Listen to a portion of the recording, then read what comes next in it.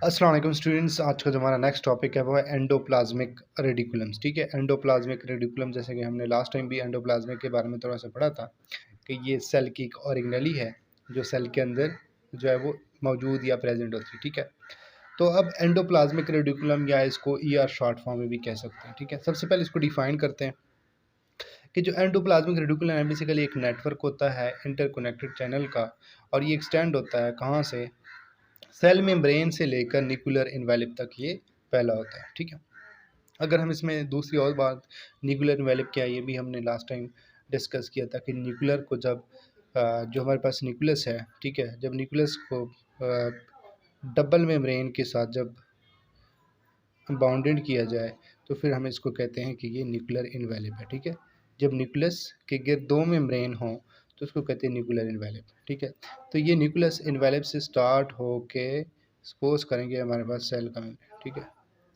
ये हमारे पास nuclear envelope है, ये साइटोप्लाज्म है और ये हमारे पास सेल मेम्ब्रेन हुआ। तो यहाँ से लेकर जो सेल मेम्ब्रेन है, यहाँ से लेकर यहाँ तक ये वाला जो सारा पार्ट है इसको कहते हैं एंडोप्लाज्मिक रेडिकुलम्स। ठीक होगी, बात क्लियर होगी। अब इसके दो टाइप्स हैं, एक है रफ एंडोप्लाज्मिक रेडिकुलम, एक है स्मूथ। ठीक है, एक रफ, रफ इसलिए कहते हैं क्योंकि इसके अंदर रेबोसोम मौजूद होता है। क्या मौजूद होता है? रेबोसोम्स। अब रेबोसोम का क्या काम है? रेबोसोम का ये काम है कि जो सेल को प्रोटीन रिक्वायर्ड है वो रेबोसोम्स ही के थ्रू जो है वो प्रोटीन बनती है। ठीक है, अब इंस्ट्रक्शन कौन करता है? वो डीएनए करता है, डीएनए मैसेज को रिसीव करता है और जिस तरह की सेल को प्रोटीन चाहिए होती है वो फिर बनाता कौन है? रेबोसोम्स। ठीक है, तो जैसे रफ एंडोप्लाज्मिक है, रफ से क्या मुराद है कि इसके जो क्या आप लोगों को डॉट नज़र आ रहे हैं, ये वाला पार्ट जो एंडोप्लाज्मिक है इसको कहते हैं रफ, क्योंकि ये दानेदार आपको नज़र आ रहा है। ये बेसिकली एंडोप्लाज्मिक रेडिकुलम इसके ऊपर सरफेस के ऊपर मौजूद है। ठीक है, दो किस्म के सरफेस हैं, एक स्मूथ है और एक रफ है। ये जो डॉट वाले आपको नज़र आ रहे हैं, ये दाने जो लगे हुए हैं इसके ऊपर, इसको कहते हैं रफ एंडोप्लाज्मिक। और ये दाने बेसिकली क्या हैं? रेबोसोम हैं। और ये करते क्या हैं? ये सेल के अंदर प्रोटीन बनाते हैं जो सेल को चाहिए होता है। ठीक है, प्रोटीन बनाते हैं जो सेल को एनर्जी चाहिए होती है, तो फिर वो क्या बनाता है? प्रोटीन बना के फिर सेल को प्रोवाइड किया जाता है। ठीक हो गया, ये तो बात होगी किसकी? रफ एंडोप्लाज्मिक रेडिकुलम की। ठीक है, रफ जो है ये स्मूथ से रिवर्स है। स्मूथ कहते हैं हमवार सरफेस को, अगर कोई हमवार नहीं है तो उसको हम क्या कहेंगे? रफ। और क्यों हमवार नहीं? क्योंकि इस पर आपको ये दाने नुमा एंडोप्लाज्मिक रेडिकुलम नज़र आ रहे हैं। ठीक हो गया,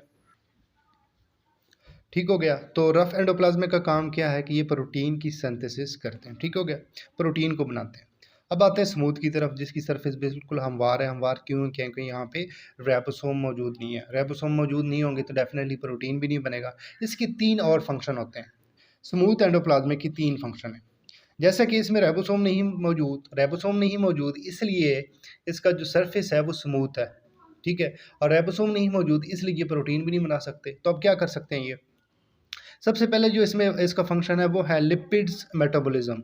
लिपिड मेटाबॉलिज्म का मकसद ये होता है, या इसका मतलब ये है कि लिपिड्स कहते हैं बेसिकली फैट, चर्बी को, उसको ब्रेक डाउन डाउन करने का मतलब तोड़ फोड़ का काम जो है वो किसके थ्रू होता है? स्मूथ एंडोप्लाज्मिक रेडिकुलम के थ्रू। ठीक है, लिपिड्स मेटाबॉलिज्म का क्या है कि चर्बी या लिपिड्स को ब्रेक डाउन करना, ये बेसिकली लिपिड मेटाबॉलिज्म होता है। मीन्स कि कम्प्लेक्स कोई कंपाउंड हो तो उसको स्मॉल कंपाउंड में कन्वर्ट करके सिंपल कंपाउंड में कन्वर्ट कर लेते हैं ताकि सेल जो है वो उसको ईजिली डाइजेस्ट कर सके। ठीक हो गया। सेकंड चीज़ क्या है कि ये ट्रांसपोर्ट करते हैं मटेरियल फ्रॉम एक पार्ट से दूसरे पार्ट के सेल को। ठीक है, कि मटेरियल एक्सपोज करें सेल का, यहाँ से कोई मटेरियल चाहिए, प्रोटीन चाहिए, लिपिड्स चाहिए, तो वो यहाँ से स्मूथ एंडोप्लाज्मा इसको पिक कर लेगा और सेल को जिस पार्ट को चाहिए, सेल के अंदर ही, मतलब सेल के एक पार्ट से दूसरे पार्ट को कोई भी मटेरियल अगर चाहिए है तो वो कौन लेके जाता है? Smooth endoplasmic reticulum. ये दूसरा फंक्शन हुआ। तीसरा फंक्शन क्या है कि कोई भी ऑब्जेक्ट या कोई भी मटेरियल जो सेल को डैमेज कर सकता है उसको ये क्या करता है? डिटॉक्सिफाई। डिटॉक्सिफाई का मतलब क्या है? डिटॉक्सिफाई का मतलब होता है कि जो टॉक्सिक मटेरियल होते हैं जो सेल्स को डैमेज कर सकते हैं, जो सेल को नुकसान पहुंचा सकते हैं, उस नुकसान से बचाने के लिए उसको डिटॉक्सिफाई किया जाता है ताकि वो मटेरियल अगर सेल के अंदर एंटर भी हो जाए ताकि वो सेल डैमेज ना हो जाए उन मटेरियल से। ठीक है, तो डिटॉक्सिफाई का मतलब यही होता है कि वो वाले मटेरियल जो सेल के अंदर डैमेज कर सकते थे लेकिन उसको डिटॉक्सिफाई करके ताकि वो सेल को डैमेज ना कर सके, ये भी काम किसके ज़िम्मे है? Smooth endoplasmic. ठीक है,